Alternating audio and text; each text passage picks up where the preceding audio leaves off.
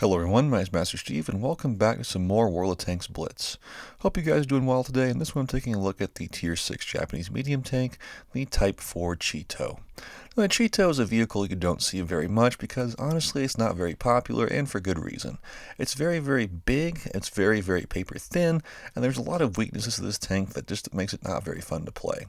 However, I am one of the people that in this game that I absolutely love my Cheeto.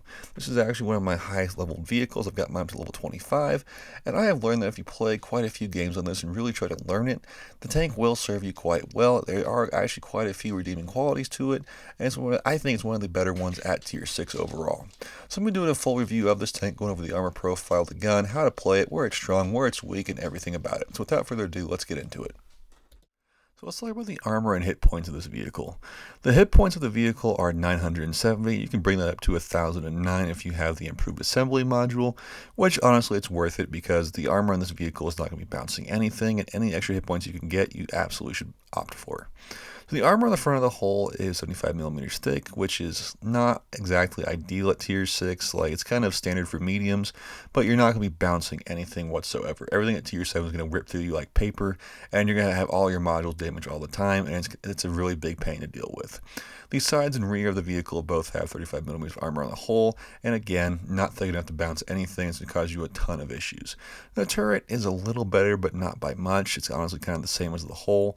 The front of the turret has that same 75mm of thickness, and the sides and rear both have 50. So again, not much you can do with that. The gun mantle of this tank is also very small. People might hit it occasionally, but you're not going to be don't expect to bounce anything on this vehicle. Everything about it is a weak point, so that's not working in your favor. But the tank overall can still have some amazing games. Do not give up on this vehicle just because of how bad the armor is. Now, the gun in this vehicle is one of the best things about it. The gun has a 3.1 second aim time, which is amazingly fast, and it has a dispersion of 0.285. So you can aim very quickly, and you're pretty much always going to hit wherever you're aiming because of how accurate this gun is. What I will say is that, any gun in the game will miss from time to time, but when this gun does miss, it usually misses just slightly high, which is honestly a good problem to have because when you're aiming at like a commander attached on top of the tank, you'd rather the shell hit a little bit higher than a little bit lower because usually the higher up on a tank you go, the thinner the armor is. So honestly, when it does miss, it's still going to work in your favor and the chances are you're still going to penetrate. Now, speaking of penetration, the penetration for the shells is actually pretty good. It has two different armor-piercing rounds. The standard ones you'll be using have 155mm of penetration, and the premium rounds have 186mm of penetration. So those are both pretty respectable. That's enough to get through any Tier 6. And it's not quite enough for Tier 7 vehicles from the front, but the tank does have the accuracy to hit any weak points of Tier 7 vehicles, so that will be working in your favor quite often and makes the gun extremely good. The damage for the gun is pretty standard for a Tier 6 medium tank. You're averaging about 160 damage per shot, which again, like I said, that's more than enough, and with the reload speed of 5.28 seconds, you can actually have some pretty good DPS.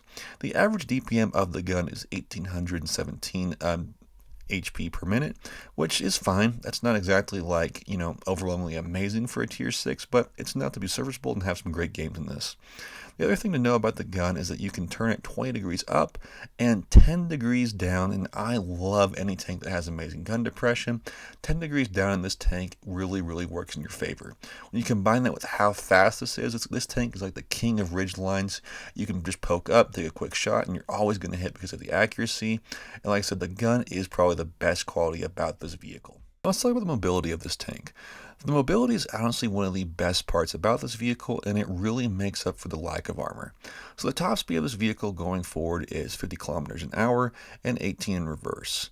That is one of the faster mediums at Tier 6, and it really suits this thing quite well. So you can play this thing kind of similar to the Cromwell, where you're just trying to circle vehicles, you're trying to just move around the map as fast as possible, and this tank does really well going uphill, downhill. It does really well in water, it does well in any terrain. The mobility of the tank is just great overall. So use the mobility to work any ridgeline you possibly can in this game, because as long as you're using that gun depression to its maximum potential, you will have some great damage games no matter what. Now, what I will say is for the mobility, I highly recommend getting the I usually use an enhanced tracks on this vehicle, just because that when when the tracks do get hit, it's very important that you get them up as quickly as you possibly can and just keep yourself moving. As long as you're moving this vehicle, you're going to be having some great games in it. Just don't stop, because if as soon as you stop, I mean, it doesn't matter who hits you, they're going to penetrate, and it's very easy to hit any modules on this vehicle. So like I said, keep moving and run anything you can to get this thing back up and running. For now, for consumables, I would run a multi-purpose restoration pack, I would run a fire extinguisher, and I'd run adrenaline. So the fire extinguisher and the multi-purpose restoration pack, I mean, I get that there's kind of two fire extinguishers there, but this thing does get lit on fire quite a bit. So like I said, carry the extra fire extinguisher just to be on the safe side, because if you don't, you're going to be paying for it. And if you get some of those unlucky hits, yeah, you will burn, and you can honestly have some games end very quickly because of that. So just note that, but honestly, overall, like I said, the engine, I have no complaints about it. It's very good, and the mobility of the tank will always serve you quite well, and it does great on any map. So overall, I would say this tank is a solid B if I had to rate it. I mean, the mobility of the tank is very good. I love how speedy it is, and the gun is very good at tier 6. This is definitely one of the best guns for a tier 6 medium. It's got great DPS potential. It's very accurate, and I love that about it. The gun depression makes this thing very amazing on ridge lines, but I can see why the tank is not very popular, because, I mean, it's very big. I mean, if you just look at it, it's one of the largest tier 6 mediums in the game, and there's not really a spot on this tank where the armor is thick. It's very paper thin. Doesn't matter who's going to hit you, they're going to penetrate. And so that makes it very hard to play. I still have a very firm belief, though, that if anyone plays, I'd say about 100 games in this, they will learn that it's a very workable tank, and it's very fun to play. You can have some pretty amazing games in it. So I would say this tank is probably ideal for open maps.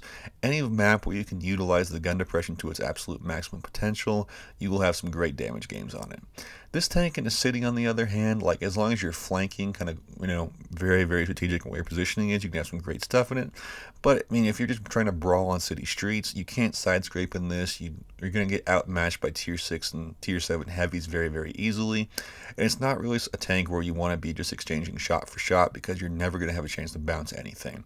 So try to stick to open maps. I know it's kind of up to the matchmaker, but if you see an open map on this tank, I mean, you're going to have a great game in it no matter what you do, because you have the speed and ability to get around and the accuracy to pick off people from a distance, and overall the tank just works, in my opinion. So that's pretty much all I got for the Type-4 Cheeto. If there's a vehicle you guys want to see, let me know down in the comment section below. My goal right now is to finish up reviewing all tier 6 vehicles, then I'll go to 7, 8, 9, 10, etc. I'm going to do tiers 4 and 5 last, because I feel like if you're playing this game, yeah, I mean, you're pretty much going to get to tier 4, tier 5, then you're going to know if you like the game or not, whether it's worth advancing. So like I said, we're going to start at tier 6, finish all these first, then we'll move to tier 7 after all the tier 6s are reviewed. But again, that's all I got for you guys today. If you enjoyed the video, make sure you like and subscribe for more, and I'll see you guys in the next one.